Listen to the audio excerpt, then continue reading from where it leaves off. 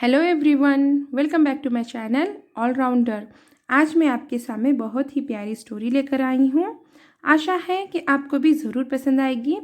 जो मेरा वीडियो पहली बार देख रहे हैं, मैं उन्हें बता दूँ कि मैं एसेस पैराग्राफ वगैरह लेकर आती हूँ। 1 to 10 क्लास के जो बुक्स होते हैं उसमें के चैप्टर्स लेकर आती हूँ, जिससे कि मैं आपको इंग्लिश रीडिंग प्रैक्टिस करा सकूँ।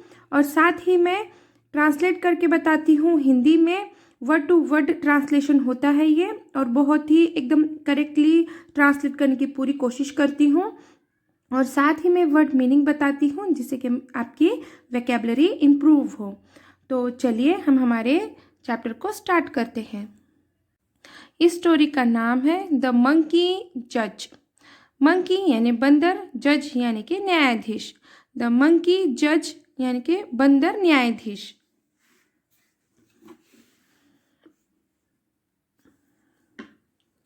Two cats, Blackie and Whitey, were fighting over a piece of cake they had found. Two यानी कि दो, कैट्स यानी कि बिल्लियाँ, उनका नाम था ब्लैकी एंड और वाइटी। ब्लैकी एंड वाइटी ये दो बिल्लियों का नाम था। वेर यानी कि थे, फाइटिंग ओवर यानी कि लड़ाई करना, के लिए लड़ाई करना। अ यानी कि एक, पीस यानी कि टुकड़ा, ऑफ यानी के, केक यानी कि केक, ब्रेड, दे यानी कि वे, हैड यानी कि थे, फाउंड यानी कि पाए या फिर मिले। Two cats, Blackie and Whitey, were fighting over a piece of cake they had found. दो बिल्लियां, ब्लैकी और वाइटी, केक के एक टुकड़े के लिए लड़ रही थी जो उन्हें मिला था। The cats divided the cake into two and each got one piece. The cats यानी कि बिल्लियां, डिवाइडेड यानी कि भाग करना या फिर हिस्सा करना, दो हिस्से करना, ऐसे। केक, इनटू यानी में, टू यानी दो, एंड यानी और, ईच यानी प्रत्येक, गॉट यानी कि मिला, वन यानी एक, पीस यानी टुकड़ा। The cats divided the cake into two and each got one piece. The cats divided the cake into two. बिल्लियों ने केक को दो भागों में बांट दिया। And each got one piece, और प्रत्येक को एक टुकड़ा मिला। Yours is a bigger piece, complained whitey.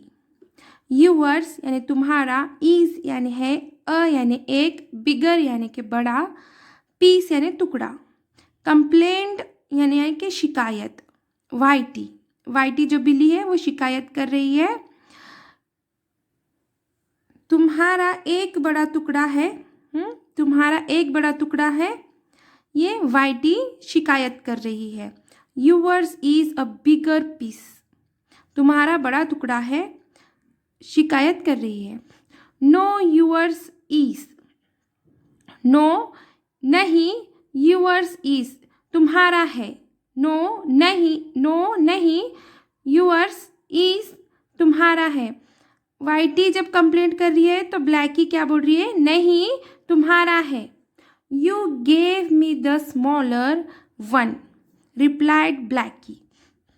You यानी तुम या फिर आप, गेव यानी कि दिया, मी यानी मुझे, स्मॉलर यानी कि छोटा, बहुत छोटा, वन यानी एक, रिप्लाइड यानी कि जवाब देना या फिर वापस देना। ब्लैकी रिप्लाइड, ब्लैकी जवाब दे रही है, नहीं तुम्हारा है, मेरे से मुझे तुमने छोटा दिया। तुमने मुझे छोटा वाला दिया, ब्लैकी ने उत्तर दिया। रिप्लाइड यानी उत्तर दिया। A monkey was passing by and stopped on hearing their quarrel. एक मंकी बंदर वॉज था, पासिंग गुजर रहा था, हाँ वॉज पासिंग यानी गुजर रहा था, एंड और स्टॉप्ड यानी कि रुक गया, ऑन पर हेयरिंग यानी कि सुनकर, देर यानी उनकी, क्वेरल यानी कि झगड़ा, उनका, देर यानी उनका, क्वेरल यानी कि झगड़ा। A monkey was passing by and stopped on hearing their quarrel. एक बंदर वहां से गुजर रहा था और उनका झगड़ा सुनकर रुक गया। What is the matter? He asked. What यानी क्या, is यानी है, matter यानी बात या फिर मामला। क्या बात है या फिर क्या मामला है। What is the matter? क्या बात है। He यानी उसने, asked यानी पूछा। What is the matter? He asked. क्या बात है उसने पूछा। The cats asked the monkey to decide for them and share the pieces of cake equally between them. The cats, बिल्लियाँ, आस्क्ड पूछना भी होता है या फिर कहना भी होता है। कहा, आस्क्ड यानी कि कहा, मंकी यानी बंदर से, टू यानी से, डिसाइड यानी कि निर्णय, फॉर यानी decide for them, decide for यानी निर्णय लिए, देम यानी उनके, एंड यानी और, शेयर यानी कि बांटना, पीसेस यानी कि टुकड़े, ऑफ यानी केक, इक्वली यानी समान या फिर बराबर, बिटवीन यानी कि बीच में। बिटवीन ये दो जनों के बीच में जब होता है तो कहने के लिए हम बिटवीन यूज़ करते हैं, और अमंग हम कब यूज़ करते हैं, जब हम बहुत सारों जनों के बीच में कहना होता है तो तब हम अमंग यूज़ करते हैं। देम यानी कि उनके। The cats asked the monkey to decide for them and share the pieces of cake equally between them. बिल्लियों ने बंदर से उनके लिए निर्णय लेने और केक के टुकड़ों को उनके बीच समान रूप से बांटने के लिए कहा। The monkey agreed to be the judge. Monkey बंदर, एग्रीड यानी सहमत होना या फिर तैयार होना। एग्रीड का मीनिंग होता है सहमत होना, पर इस सेंटेंस के सेंस के हिसाब से मीनिंग होगा कि तैयार होना। जज यानी कि निर्णय लेना या फिर न्यायाधीश। The monkey agreed to be the जज। बंदर जज बनने के लिए तैयार हो गया, मतलब कि बंदर न्यायाधीश या फिर बंदर न्याय करने के लिए या फिर निर्णय लेने के लिए तैयार हो गया। He weighed both the pieces.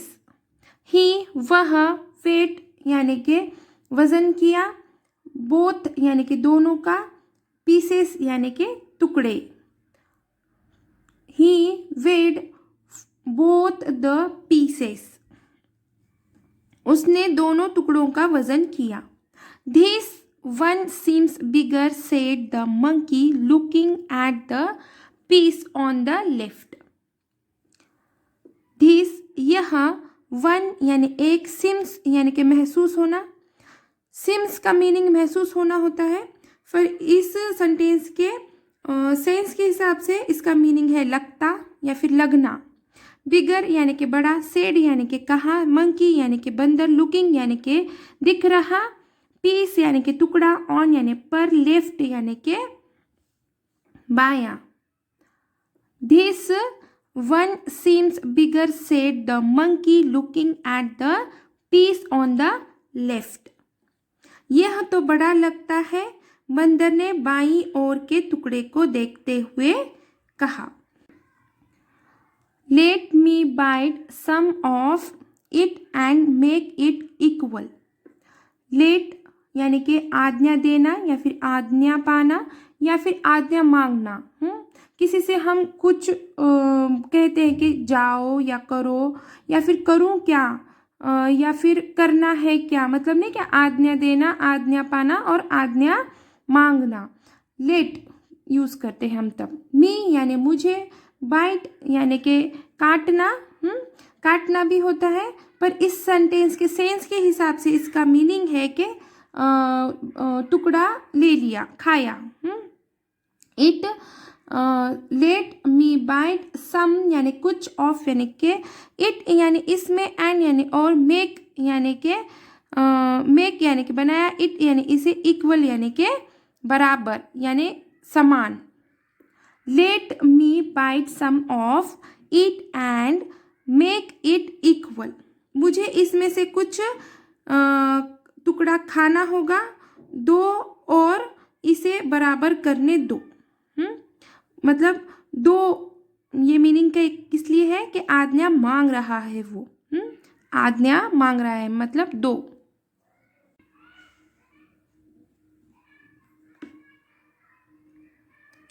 Now the piece in the right hand seemed bigger. Now यानी अब, पीस यानी टुकड़ा, इन यानी में, राइट यानी के दाहिना, हैंड यानी के हाथ, seemed यानी के महसूस होना या फिर लगना, बिगर यानी के बड़ा। Now the piece in the right hand seemed bigger. अब दाहिने हाथ का टुकड़ा बड़ा लग रहा था। This continued till he finished eating the entire cake and nothing was left for the cats. This यह continued यानी कि जारी रखना, till यानी कि तब तक, ही यानी वह, finished यानी कि ख़त्म करना, eating यानी कि खा रहा था, entire यानी पूरा, केक यानी कि केक, एंड यानी और, नथिंग यानी कि नथिंग वॉज लेफ्ट यानी कुछ भी नहीं बचा, फॉर यानी के लिए, कैट्स यानी कि बिल्लियाँ। This continued till he finished eating the entire cake and nothing was left for the cats.